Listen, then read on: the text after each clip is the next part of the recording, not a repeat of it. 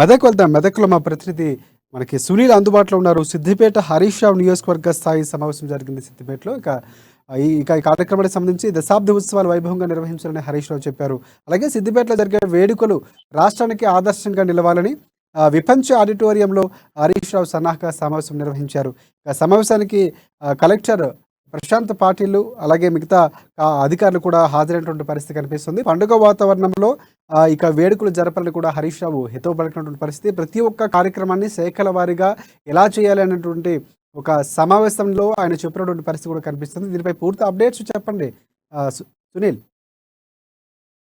సిద్దిపేటలో రాష్ట్ర వైద్యారోగ్య శాఖ మంత్రి తన్నీరు హరీష్ రావు నేపథ్యంలో ఆధ్వర్యంలో శతాబ్ది ఉత్సవాలకు సంబంధించి అయితే ప్రత్యేక ఉన్నత స్థాయి సమావేశం నిర్వహించారు. ఈ నేపథ్యంలో వివిధ శాఖల అధికారులు ఈ సమావేశానికి హాజరయ్యారు. ఉన్నత స్థాయి ఈ సమావేశాన్ని నిర్వహించడం జరిగింది. అయితే తెలంగాణ ఉద్యమంలో సిద్దిపేట ఏ విధంగా అయితే రాష్ట్రానికి ఆదర్శంగా నిలిచినటువంటి పరిస్థితి ఉందో, శతాబ్ది ఉత్సవాల్లో కూడా రాష్ట్రానికి సిద్దిపేటలో జరిగేటువంటి శతాబ్ది ఉత్సవాలు ఆదర్శంగా నిలవాలని చెప్పి కూడా మంత్రి హరీష్ రావు ఈ సందర్భంగా పిలుపునివ్వడం జరిగింది. మరోవైపు గతంలో ఉన్నటువంటి ఉమ్మడి ఏపీలో చివరి సీఎం ఉన్నటువంటి సీఎం కిరణ్ కుమార్ రెడ్డి ఏ విధంగా అయితే తెలంగాణ ఏర్పడితే విద్యుత్ సంక్షోభం ఏర్పడుతుందని చెప్పి వీడియో ప్రజెంటేషన్ నిర్వహించారో, ఆ వీడియోను ప్రదర్శిస్తూ రాష్ట్రంలో ఉన్నటువంటి ప్రస్తుత విద్యుత్ పరిస్థితిని ప్రజలకు తెలియజేసేటువంటి ప్రత్యేక కార్యక్రమాలు చేపట్టాలని కూడా ఆయన పిలుపునిచ్చారు. మరోవైపు శతాబ్ది ఉత్సవాలకు సంబంధించి ప్రతి శాఖ అధికారులు తప్పనిసరిగా ప్రత్యేక కార్యక్రమాలు నిర్వహించాలని చెప్పి చెప్తా ఉన్న పరిస్థితి ఉంది. మరోవైపు శతాబ్ది ఉత్సవాలు ప్రతి ఒక్క కార్యకర్త, నాయకులు, అధికారులు ఖచ్చితంగా పాల్గొనాలి. శతాబ్ది ఉత్సవాలకు సంబంధించి అయితే కష్టమైనటువంటి జీవోకి సంబంధించి అయితే పాలన జరగాల్సిన అవసరం ఉందని చెప్పి కూడా మంత్రి హరీష్ రావు పిలుపునివ్వడం జరిగింది. మరోవైపు తెలంగాణ రాష్ట్రం ఉమ్మడి ఏపీకి సంబంధించి అయితే ఉన్న పరిస్థితికి సంబంధించి తెలంగాణ రాష్ట్రం ఏర్పడ్డాక జరుగుతున్నటువంటి అభివృద్ధి, తెలంగాణ రాష్ట్రంలో అనేక సంక్షేమ పథకాలు అమలవుతున్నాయి. ఆ సంక్షేమ పథకాలు దేశానికి ఆదర్శంగా ఉన్నాయని చెప్పి కూడా మంత్రి హరీష్ రావు చెప్పడం జరిగింది.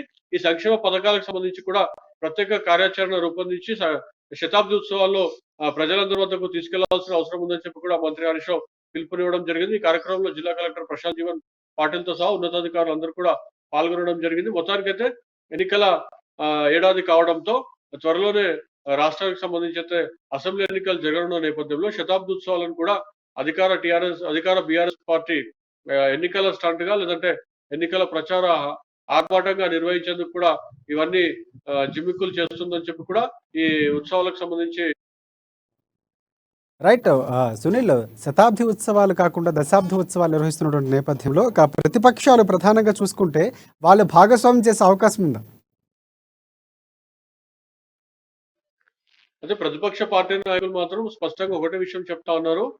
త్వరలోనే ఎన్నికలు ఉన్న నేపథ్యంలో బీఆర్ఎస్ పార్టీ ఎన్నికలకు సంబంధించి అయితే ఈ శతాబ్ది ఉత్సవాలను తమకు అనుకూలంగా లేదంటే తెలంగాణలో జరుగుతున్నటువంటి సంక్షేమ పథకాల పేరుతోని ప్రజల వద్దకు వెళ్లి ఎన్నికల ప్రచారం కూడా పనిలో భాగంగా కూడా నిర్వహించుకునే పరిస్థితి ఉంది. బీఆర్ఎస్ ప్రభుత్వం చేస్తున్నటువంటి సంక్షేమ పథకాలు అని పేరుతో చెప్తా ఉన్నారు తప్ప సంక్షేమం మాత్రం రాష్ట్రంలో పూర్తి స్థాయిలో జరగడం లేదు. కొన్ని వర్గాలకే సంక్షేమాన్ని పరిమితం చేసే ప్రయత్నం జరుగుతుందని చెప్పి ముఖ్యంగా కేసీఆర్ కుటుంబంలోనే అందరికీ ఉద్యోగాలు ఉన్నాయి తప్ప నిరుద్యోగుల పరిస్థితి అని చెప్పి చెప్తా ఉన్నారు. నిరుద్యోగులు పడుతున్నటువంటి వేదనకు సంబంధించి మరి ప్రత్యేక కార్యాచరణ ఏర్పాటు చేసి చెప్తారా అని చెప్పి కూడా వారు ప్రతిపక్ష బీజేపీ కాంగ్రెస్ నేతలు విమర్శిస్తున్నటువంటి పరిస్థితి ఉంది. రాష్ట్రంలో నిరుద్యోగ పరిస్థితి కానివ్వండి లేదంటే టీఎస్పీఎస్ పేపర్ లీకేజీకి సంబంధించి అయితే జరిగినటువంటి వైఫల్యం తెలంగాణ రాష్ట్రానికి మచ్చ కాదా? దేశంలో జరిగినటువంటి అనేక పోటీ పరీక్షలు మంచి బ్రహ్మాండంగా నిర్వహించి ఉద్యోగాలు పొందిన నేపథ్యంలో